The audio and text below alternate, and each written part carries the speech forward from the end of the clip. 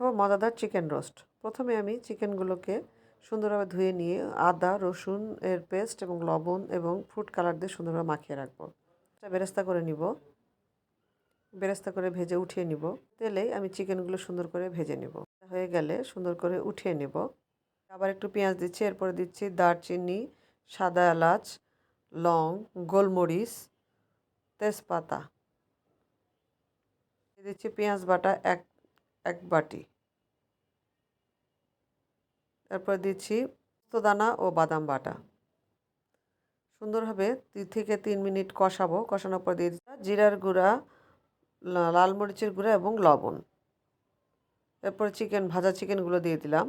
সুন্দরভাবে প্রায় 2 থেকে 3 মিনিট মশলার সাথে চিকেনগুলো কষাবো। ভালোভাবে কষানো হয়ে গেলে দিয়ে দিচ্ছি টক দই।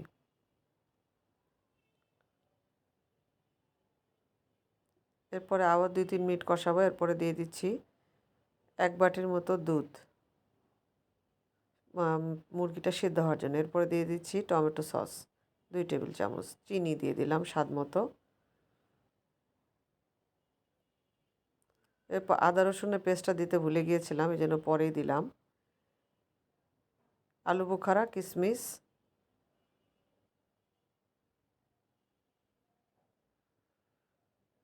এরপর আরও 3 থেকে 4 মিনিট কষাবো। সাথে কষাতে গেল গ্যাস শেষ হয়ে।